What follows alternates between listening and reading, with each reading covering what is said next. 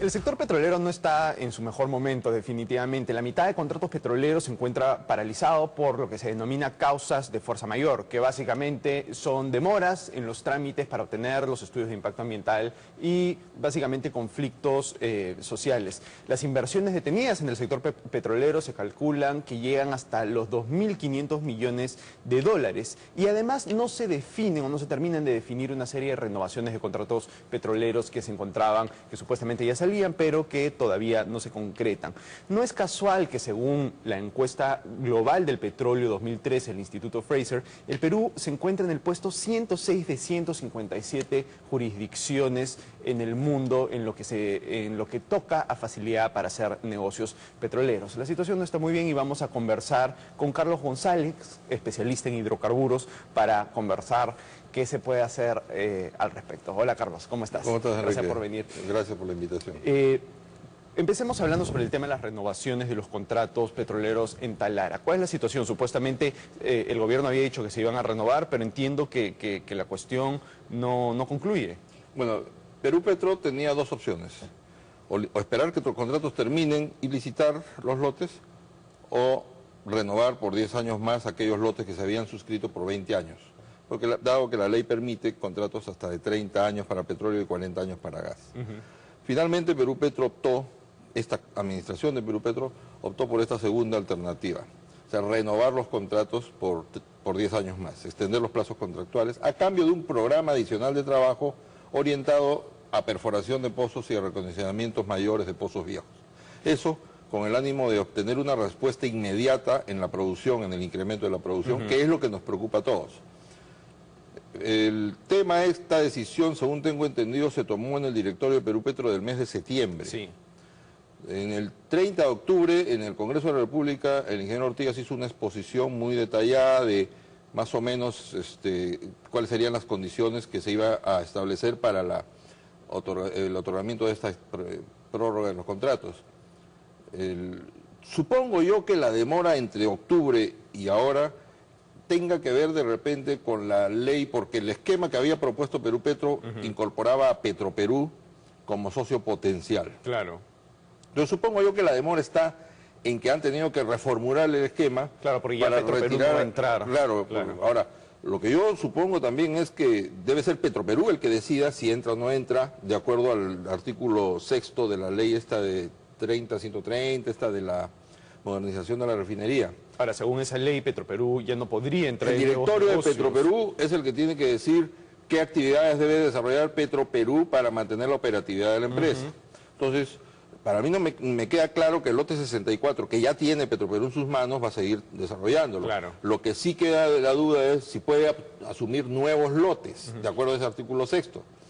Entonces, eso de repente es lo que ha hecho de que en Perú Petro demore un poco, porque ya estamos en enero y si la decisión se tomó en septiembre ya deberían por lo menos... O sea, ¿tú crees que todavía existe la posibilidad que se esté evaluando de que si Petroperú entra o no entra como socio forzoso en estas renovaciones? Claro, yo pienso que lo que se está diciendo es o cambiamos todo el esquema y sacamos a Petroperú del esquema, o dejamos tal como está y será Petroperú el que diga no, ya no puedo entrar porque el artículo 6º me lo prohíbe. ¿No? Ahora, pero claro, entonces en esta discusión sobre qué sucede con la participación de Petroperú, ¿tú crees que eso es lo que ha trabado? Yo creo que puede ser eso porque no hay otra razón.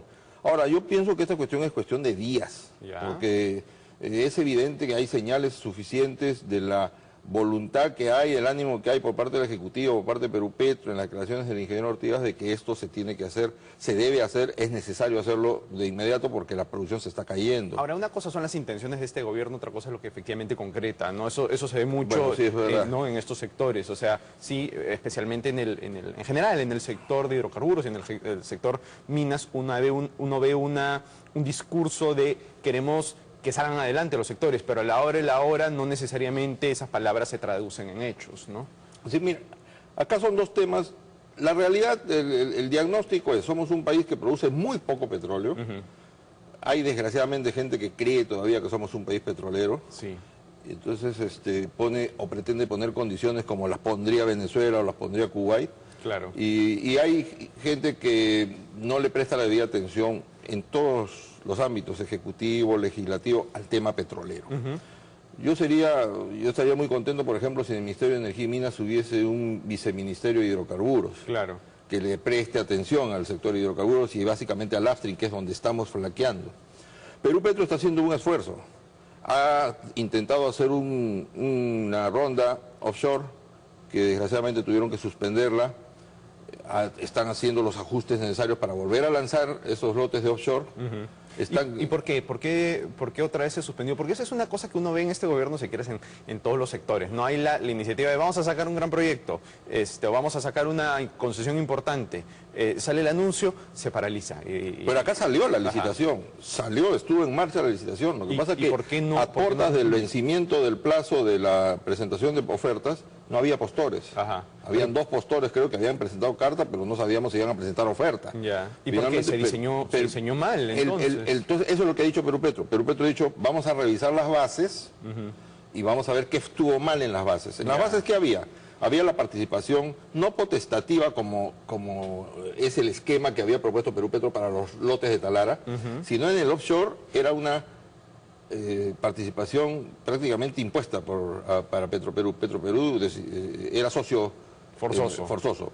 Entonces, esa era una posibilidad que de repente hacía que se disuada a los posibles inversionistas. Claro, porque además creo que se busca que Petroperú entre, o sea, además del inconveniente que ya es tener un socio forzoso, creo que se busca que Petroperú entre, pero que no suma ningún riesgo. No, claro, y lo que decían las bases era, el joint venture que iba a firmar Petroperú con el socio del offshore, decía, yo te pago la inversión exploratoria si es que es exitosa. Claro, o sea, yo no si pierdes, no asume riesgo. Es como si tú me invitaras al hipódromo y entonces yo digo, apuesta tú, si ganas vamos a medias, si te pago la mitad, ¿no? Claro. Entonces, eso también disuadía, porque en inversión exploratoria eso es un poco fácil de digerir. Claro. Otro era la regalía base.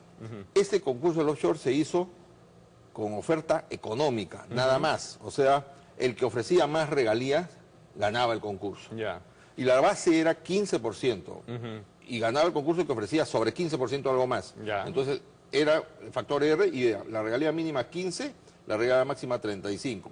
Si el postor ofrecía 20%, entonces la mínima iba a ser 35 y la máxima iba a ser 55, 20% más.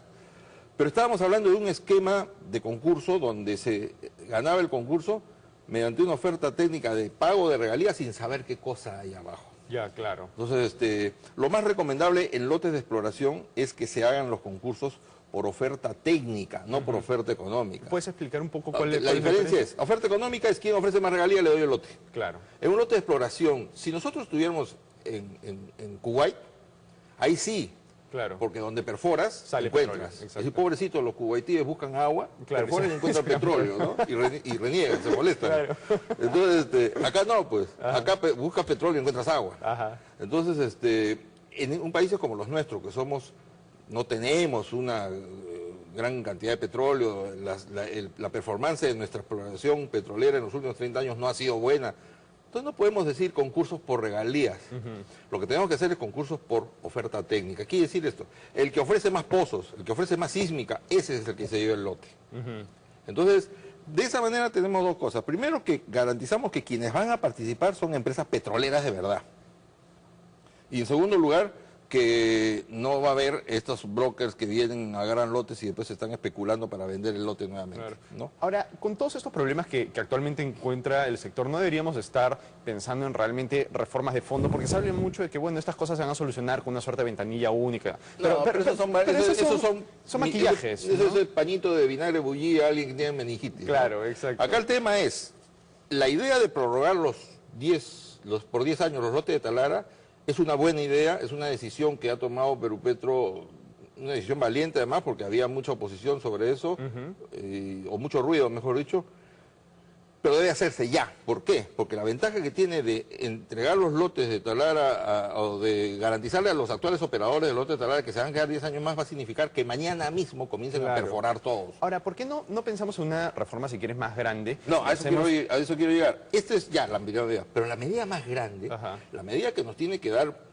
más tranquilidad, esta es una medida de emergencia, sí, claro. digamos de coyuntura. Porque además, claro, en un tiempo se va a volver a presentar el mismo problema. Lo que tenemos que hacer ahora es agarrar la ley orgánica de hidrocarburos y revisarla en su integridad y ver qué cosa. Es una ley que ha cumplido 20 años. Entonces hay que revisarla totalmente. Hay que revisar el modelo de contrato. Hay que revisar los reglamentos de la Ley Orgánica de Hidrocarburos. Y algo más importante todavía, hay que repotenciar Perú Petro.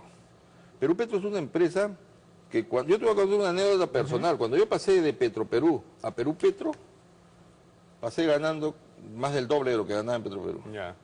Ahora los funcionarios de Perú Petro se están yendo a Petroperú ganando anualmente más del doble de lo que ganan en Perú Petro. Ya. O sea, Perú Petro se ha quedado rezagado en materia de sueldos, salarios, le han quitado la relativa autonomía que tenía hasta el año 99 y del 93 al 99 funcionó perfecto Perú Petro. Después ha comenzado los problemas en Perú Petro. Entonces hay que hacer esos grandes cambios. Dos cambios fundamentales. Uno, una ley de regalías. Colombia tiene regalía mínima de 8% y nosotros tenemos regalías de 50% en contratos. Hay una empresa petrolera peruana que tiene dos lotes petroleros acá. Un lote petrolero acá paga 52% de regalía. No, claro, y esa misma empresa petrolera peruana en Colombia tiene 3 lotes que paga 3% de regalía. No estamos siendo competitivos. Entonces, exacto. Uruguay ha hecho su ronda, offshore también, con 8% de regalía. Además, claro, ¿de qué sirve poner una regalía altísima si no tienes a quién cobrársela porque, porque claro, no entran? ¿cuántos lotes se han devuelto por regalías altas? Entonces, ese es un tema, modificar el sistema de regalías. Y el segundo, el plazo del contrato. Claro, ¿por qué no puede ser, por ejemplo, como las minas, ¿no? Que no tienen un plazo determinado, ¿no? Es como en Colombia. En Colombia los contratos son de 30 años, pero le da 4 años antes la facultad a la empresa petrolera de pedir la extensión del plazo, pero ya no por 30 años más, sino hasta el límite económico. ¿Qué cosa es el límite económico? Es el punto de quiebre donde el ingreso se hace igual que el egreso. Cuando comienzas a perforar un pozo, comienza a aumentar un lote, comienza a aumentar la producción por la cantidad de pozos que vas aumentando. Pero llega un momento en que llega a su cenit, ya no vas a aumentar más, y ahí comienza a declinar inexorablemente. Comienza a declinar, y en ese momento va a llegar un momento en que el ingreso se vuelve a cruzar con el costo. Claro. En ese momento se dice que ha llegado a su límite económico. Perfecto, Carlos. Esos son los dos grandes cambios que yo creo que podrían mejorar mucho la situación. Perfecto, Carlos, clarísimo. Muchísimas gracias. No, al contrario, gracias a ti por la invitación. Bien, vamos a una pausa y regresamos con Rumbo Económico.